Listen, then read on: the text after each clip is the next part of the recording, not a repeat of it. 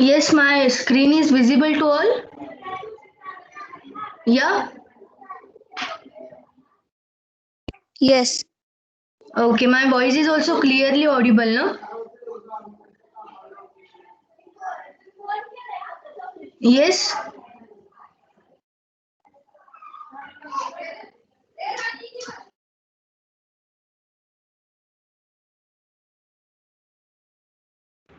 Continue. You are audible. Okay, thank you. So morning everyone. So in day before yesterday class we have looked over the definition of solubility in terms of quantitative and qualitative. Then we have moved towards the just a minute. Then we have moved towards the solute and solvent interaction. Then after we have seen this biopharmaceutical classification system where the system is plotted on y-axis permeability, on x-axis volume required to dissolve the highest dosage. Okay. Then in the solubility expressions we have seen seven expressions, which is the mugging part, no any and understanding part. There is no anything to elaborate and to explore here. So then we have moved towards the factors affecting solubility. There we have seen few vital factors, that is initially temperature, which is having a basic relation with solubility as direct ratio. But if we look over the process, whether it is exo or endothermic, heat evolving or heat absorbing, it having the different ratio with both of these processes. In case of exothermic, the temperature has inverse ratio with the solubility. And if the process is endothermic, the temperature has a direct ratio. The particle size has inverse ratio with solubility. Here the main part called surface tension is very vital, because particle size, if it is small, the surface area will be bigger and thus it will accelerate the solubility process. Okay, that's why the particle size has inverse ratio with the solubility, because surface tension has the direct ratio with the solubility process. Then we have seen the solvent nature. The polar solute get dissolved in the polar solvent, that is like dissolve like. Crystal structure, the crystalline structure and amorphous solids are two kind of structures we have seen, where the crystalline structure has the three-dimensional structure. The bond in them, the cubic arrangement in them is organized one. That's why they require more time for the solubility in any solvent. But as compared to amorphous solid, sorry, they are the pseudo solids or pseudo liquids. Thus the bonds in between them, the structures in between them is having a brownian motion, due to which they have more solubility. Molecular structure, just a minute.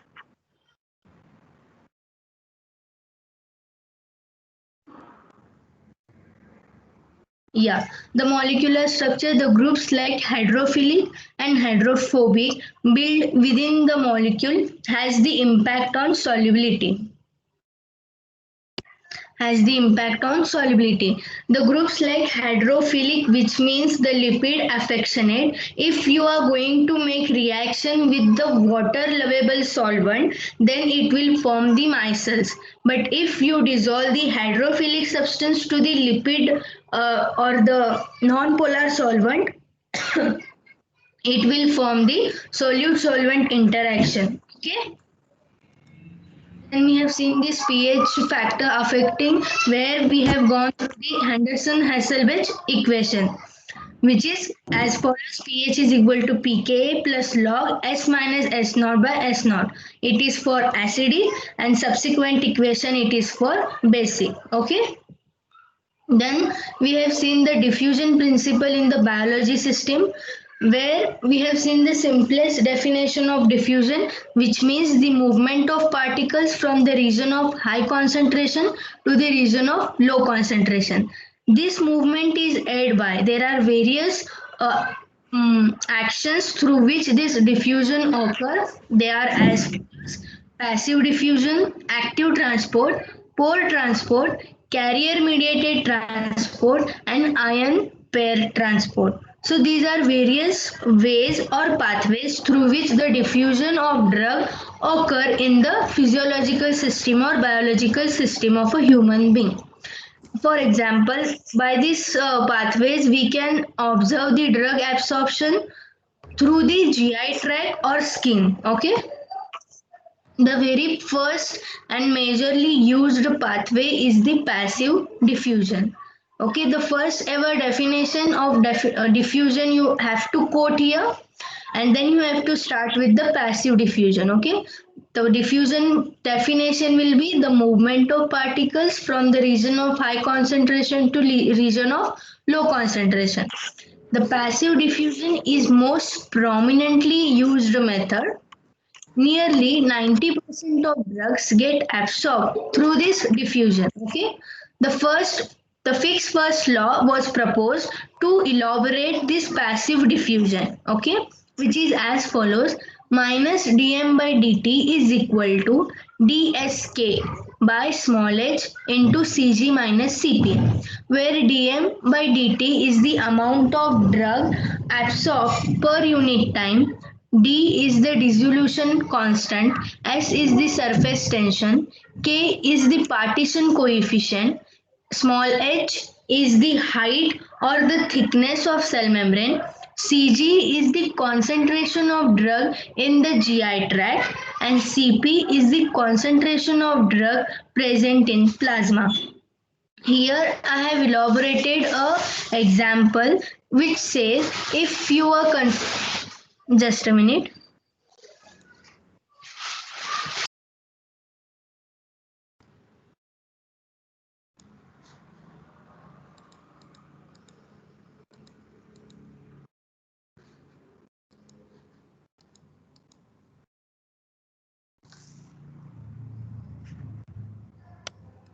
Okay, sorry for the interruption. So I was telling about the yesterday's example where I have told if you are having a headache, then you are supposed to take a drug under the category of analgesic. It will relieve that pain as it is a painkiller.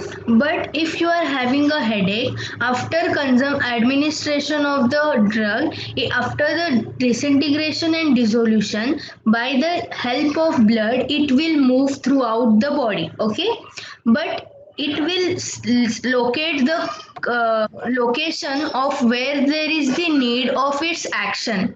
So if you are having a headache, that drug by the help of blood it will move all over the body, but it will act on the receptors called near the head. Okay, near the CNS region it will act because you are supposed to take that medicine to cure your headache.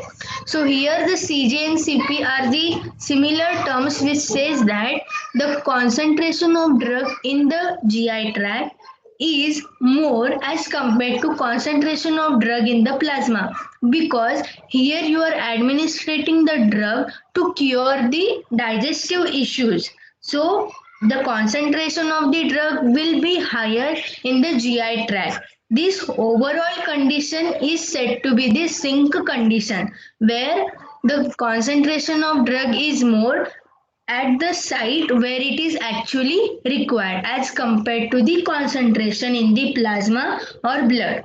Okay, the sink condition means this terminology. Okay, now the first Fick's law says that the passive diffusion from high concentration to low concentration occur until the equilibrium is set up, and the rate of diffusion has direct ratio with the concentration gradient across the membrane. So here in the law, the 2 points are very vital. That first is the diffusion occur from high concentration to low until the equilibrium is set up, and the rate of diffusion has direct ratio with the concentration gradient across the membrane. Okay, because passive diffusion doesn't utilize the ATP molecules or other any resources, of energy. That's why it has the direct ratio with the concentration gradient of membrane. In case of active transport, as it utilizes the ATP, that's why it is having the inverse ratio with the concentration gradient across membrane. Now the subsequent points of the law says the drug moves across the concentration gradient where surface area of site accelerates the rate of absorption. So in the particle size factor affecting, I have elaborated this concept that surface area, if it is more, it will accelerate the rate of solubility, rate of adsorption. Okay. Then comes the partition coefficient statement that if the partition coefficient is high, the concerned drug is highly lipophilic in nature. Okay, in the equation you have seen this capital K, which denotes the partition coefficient of the drug. So on that basis, if you are finding the partition coefficient of drug is high, then the concerned drug will be highly lipophilic. That means lipid affectionate. Okay. Then we have moved towards the, just a minute, active transport, where the movement of particles occur against the concentration gradient of the cell membrane, and the diffusion occur from the region of low concentration to region of high concentration. So as this act is against the concentration gradient of cell membrane, it requires the energy which is supplied by the mitochondrial production called ATP by cellular respiration. Okay, ATP, adenosine triphosphate, which is also known as energy currency. So active transport utilizes those ATP for the diffusion from low concentration to high concentration across the or against the concentration gradient of cell membrane. The active transport are again sub-classified as primary and secondary, where primary states that the hydrolysis of ATP provides the concerned energy. So here the energy which is utilized for the diffusion is coming from the hydrolysis of ATP. For example, sodium and potassium pump in the nerve impulse, we have seen this mechanism, so I am not elaborating that mechanism, but yet you can go and find out that mechanism points, and you can also write it down here for more standard answers. In the secondary, we have seen the energy which is utilized by one molecule for diffusion will be the same energy for the movement of other molecules. Okay, the energy which is used by one molecule for undergoing diffusion will be the same energy which will be acting on another molecule for carrying out the same process. Okay, for example, co-transport. So subsequent diagrammatic presentation tells us that passive and active transport diagrammatically. Here you are seeing the diffusion where simply the movement of particles are occurring from region of high concentration. Here you are seeing many drugs, and here you are seeing just two, and it is the cell membrane. Here the simple diffusion occurring with this gradient of cell membrane. Here the facilitated diffusion, where you are seeing a special kind of integrated protein through which the diffusion of drug is occurring from region of high to region of low concentration. Okay, in the subsequent part you are seeing the active transport presentation, where you are seeing the ATP molecule is responsible for the diffusion from the low concentration to high concentration. Okay, then the subsequent part is the pore transport. In the pore transport, you will find the pores in the channel protein. In the diagram, I have choose diagram because it will be more easier to understand, and you can write in your own words if you get the idea. So here the pore transport is also known as convective transport, bulk flow or filtration. The mechanism is through the protein channel present in the cell membrane. Okay, now here you are seeing this is the protein channel where the pores are present, and through that pores the diffusion occur, and it is the cell membrane, and they are the proteins embedded in between this cell membrane. So by use of pore transport, we can observe this pore transport pathway in the renal excretion, in the removal of drug from cerebrospinal fluid, the entry of drug into liver. Okay, in these three actions, you may see this pore transport pathway. Okay. Then the driving force is also very important for the diffusion by use of pore transport, that is hydrostatic or osmotic pressure difference across the membrane. Okay, the driving force osmotic pressure or across the cell membrane is the vital factor for acceleration of the pore transport. Okay, the bulk form of water along with the small solid molecules pass through this aqueous channel protein. The water flux that promotes such transport is called solvent drag. Okay, here the water as a solvent also act as the medium through which the diffusion occur, and that kind of diffusion is also termed as solvent drag because the water in the form of solvent is utilized for the diffusion of drug. Okay. Now the subsequent part is the carrier mediated transport. So here you are seeing the uniport, okay, uniport, symport and antiport. So they are the carrier mediated transport. So specialized carriers are used for the transportation of the drug from region of high concentration to low concentration. So they are the specialized proteins present in the lipid bilayer, that is cell membrane, and here in the uniport there will be the diffusion in only unidirectional. Okay, the diffusion will be in unidirectional, but in case of symport there will be the diffusion in both the direction, and in case of antiport the diffusion occur in the opposite direction. Okay.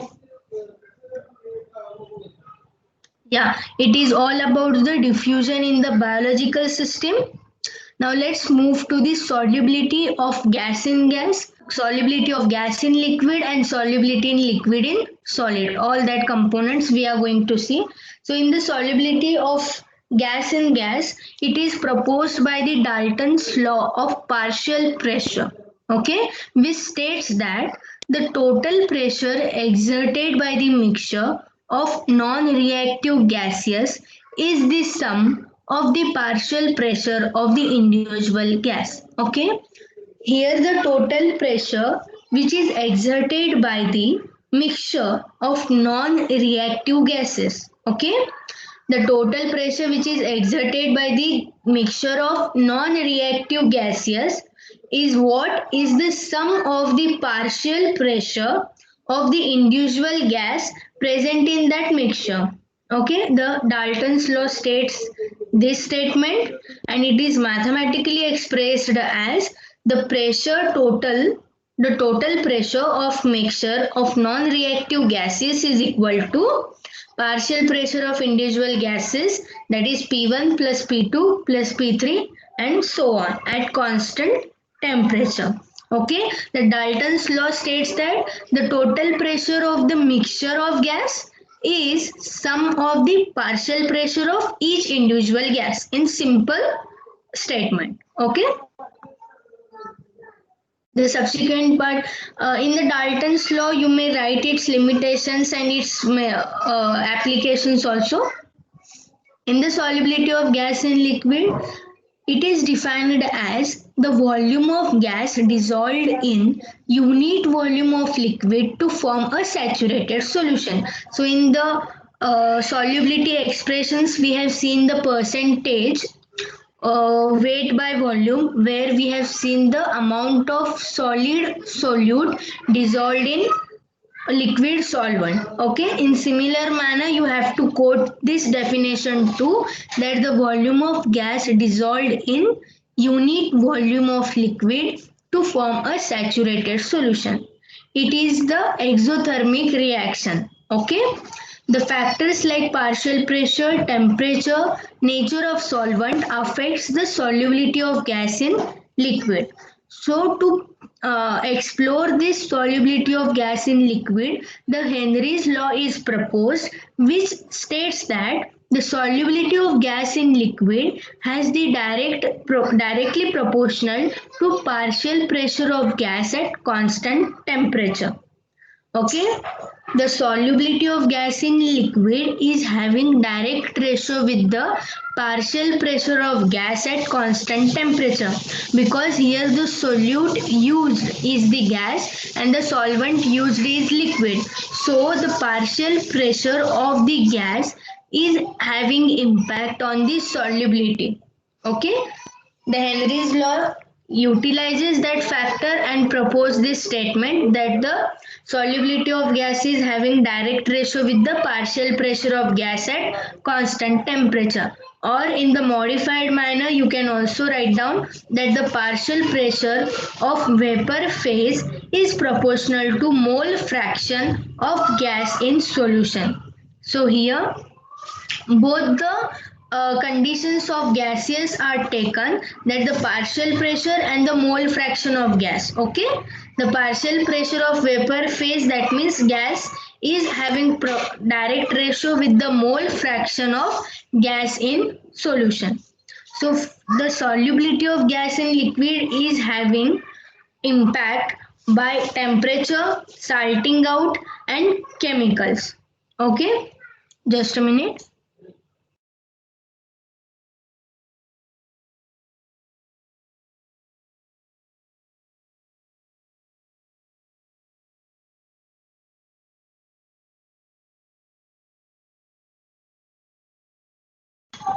Okay, sorry for the interruption. So we were about the Henry's law. The effect of temperature, salting out and chemicals are there on the solubility of gas in liquid, like effect of temperature. As the temperature enhances, the solubility of most gaseous substances decreased due to increased tendency of gas to expand. So temperature has the inverse ratio with the solubility of gas in liquid, because if the temperature is enhanced, increased, the gas increases its expand a property, due to which it will become highly exothermic reaction, and due to which the solubility won't take place. And in the second point I have also stated that it is what exothermic in nature, and we have seen in the factors affecting, if the process is exothermic, the solubility will be, yeah, the temperature will be high, thus the solubility will be low. Okay, then the effect of salting out. What is the salting out? Where we are using the electrolyte solution and we are dissolving that solution into the solute and solvent, and the some of the electrolyte get separated out. That process is known as salting out. So by the definition it would be, the gases are liberated from the solution in which the electrolyte solutions such as sucrose and sodium chloride is added. Thus this process or phenomena is known as salting out. Okay, then the effect of chemicals is also there. The Henry's law, which states that the gases that are slightly soluble in solution and do not react with solvent. So gases such as HCl and ammonia show deviations from this law due to their chemical interaction with the solvent.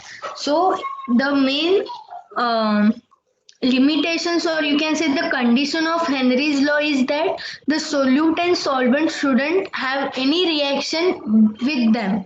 So solute should be inert in nature. But in case of HCl and ammonia, you will find that there will be the reaction of these gases with the liquid, due to which they will deviate from this Henry's law, and due to which it is not applicable or their solubility will be affected. Okay, just a minute. Now the last part is the solubility of liquid in liquid. It states that the volume of liquid solute added to the unit volume of solvent will form a saturated solution. So here you will find some terminologies which have evolved and which have demonstrated or proposed by various laws. That laws we will see in the subsequent slide. That by the solubility of liquid in liquid, we will get ideal solution and non-ideal solution, which is explored by the Raoult's law. The completely miscible liquids, for example, alcohol, water. The partially miscible liquid, which is water and phenol, which is explored by the Gibbs phase rule. Partially immiscible liquid, that is one inorganic solvent and other is organic solvent, that is CCl4, carbon tetrachloride and water. The Raoult's law, which explores the ideal and real solution, states that the relative lowering of vapor pressure of a dilute solution is equal to the mole fraction of solute present in the dilute solution. So here the first condition of Raoult's law is that the solution should be dilute and the relative lowering of vapor pressure of the dilute solution should be equal to the mole fraction of solute present in the dilute solution. So two conditions here also, that first the solution should be dilute one and the relative lowering of vapor pressure of the dilute solution should be equal or is equal to the mole fraction of solute present in the dilute solution. Okay. The second point says is the lowering of vapor pressure is the difference between the vapor pressure of solution, that is PS, and the vapor pressure of solvent, small p. Now this lowering of vapor pressure, that is PS minus P, relative to vapor pressure of pure solvent, that is P, is relative lowering of vapor pressure. Now these 2 points are very confusing one, so we will look it by one, we will explore it one by one. That here in the initial manner, the lowering of vapor pressure, okay, the lowering of vapor pressure is the difference between what? The vapor pressure of solution, which is PS, and vapor pressure of solvent, which is small p. Now this lowering of vapor pressure, which is PS minus P, which where the PS is what? Vapor pressure of solution and P is vapor pressure of solvent. Okay. Now relative to the vapor pressure of pure solvent, that is small p, is the relative lowering of vapor pressure. Here you are going to utilize the lowering of vapor pressure with the vapor pressure of pure solvent. These two entities will form the relative lowering of vapor pressure. Just I have explored here one more extra point, which says that lowering of vapor pressure is the difference between the vapor pressure of solution and vapor pressure of solvent. But in case of relative lowering of vapor pressure, which is the difference between the lowering of vapor pressure and vapor pressure of pure solvent. Okay. Just you go through these 2 points again and you will be understanding these points briefly.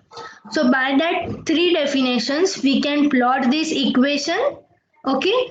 P minus PS, which is the lowering of vapor pressure, by small p, which is the vapor pressure of pure solvent, which is equal to small n, which is the number of moles of solute, and capital N is the number of moles of solvent.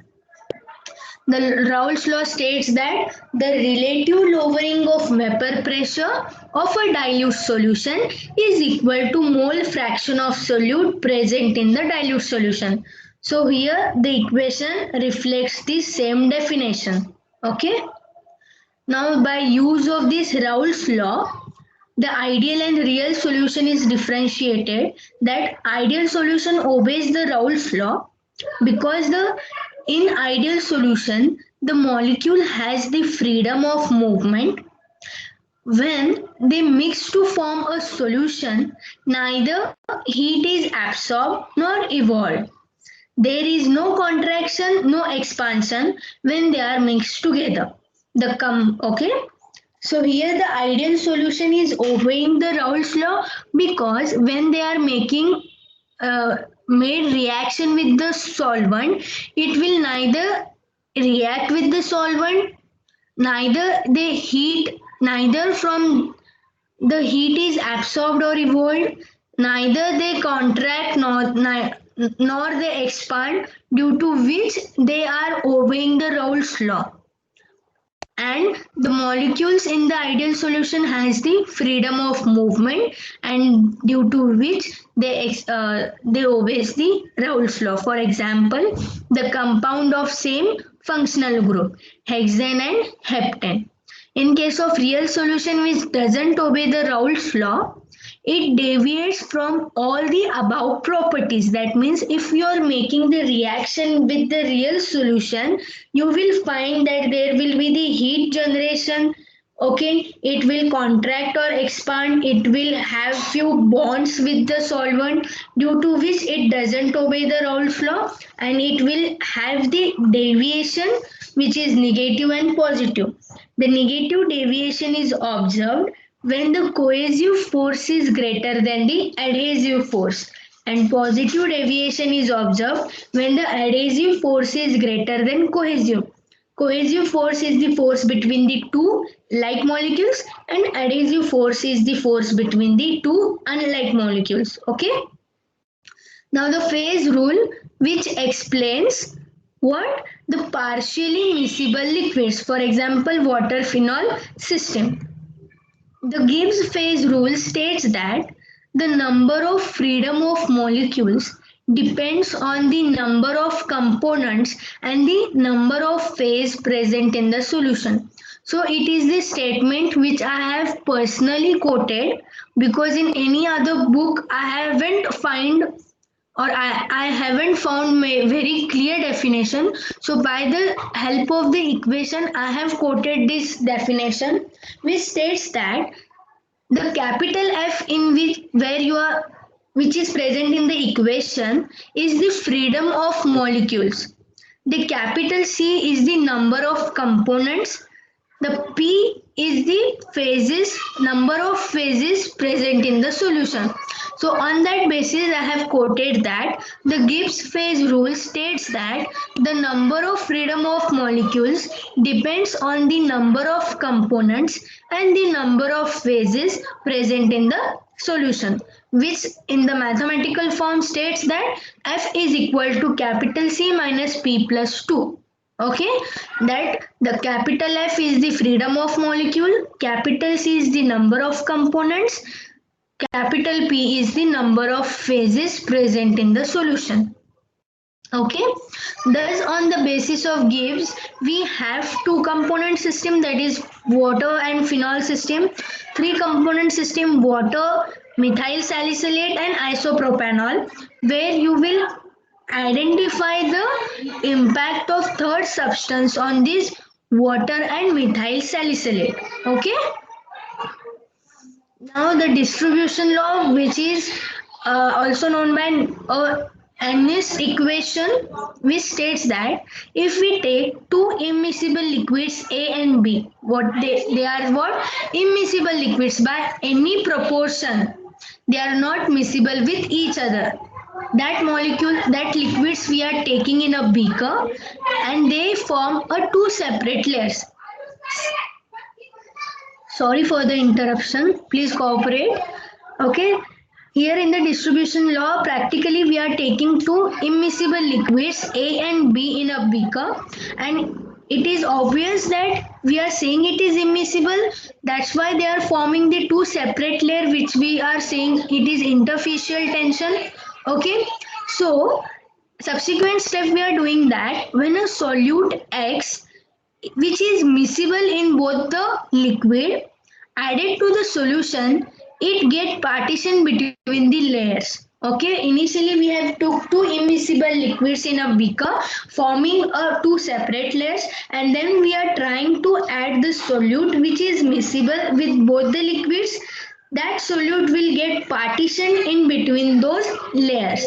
Thus, the movement of solute from solvent A to B or B to A occur, and finally a dynamic equilibrium is established. Okay, here as the solute is miscible with both of the liquid, that is A and B, that means it will move either from A to B or from B to A. So a dynamic equilibrium is established, which is explained by this distribution law, and the mathematical expression is that distribution law is equal to concentration of solute in solvent A by concentration of solute in solvent B. Okay. Now the application of distribution law, which is very prominently asked in case of MCQ and in case of short answer questions. So have purposely made a slide of application. So just we will see within a minute that it determine the concentration of solute. It is helpful in studying the complexation of ionic salt, determine solubility of drug, influence the process of extraction, evaluate the efficacy of preservative. In the macrobiology we have seen the preservative efficacy test, okay, and we have used the test for evaluation of preservative efficacy in tropical formulation, ophthalmic preparation and nasal preparation. Okay, the estimation of partition coefficient help in designing controlled drug delivery system, and we can categorize the nature of drug and can accelerate the rate of absorption. These are the applications of the distribution law. Here we have completed, or I have covered few important points of solubility, and thank you for the cooperation. Hope you will hope you have understood my way of teaching, and thank you. Thank you, sir.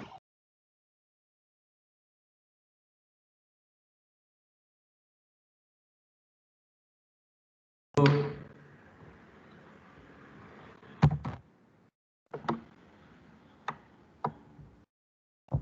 here it is.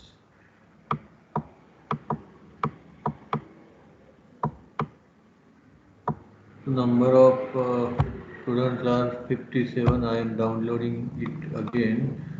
So you will. I am going to start engineering. So what will happen? We will continue with this. So you will leave now, and you will join to the engineering. I am sending a link. Okay. So you can leave. Yes. And you will join at 10 a.m. not immediately. Okay. Sorry, 11 a.m. Sir, we are having organic class at 11 a.m. Sir has arranged. I have not Yes, sir. seen. Just I will check.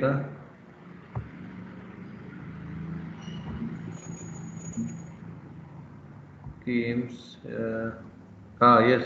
So you can go and join there. We will meet at 11, 12. Okay. Yes, it is there. Okay.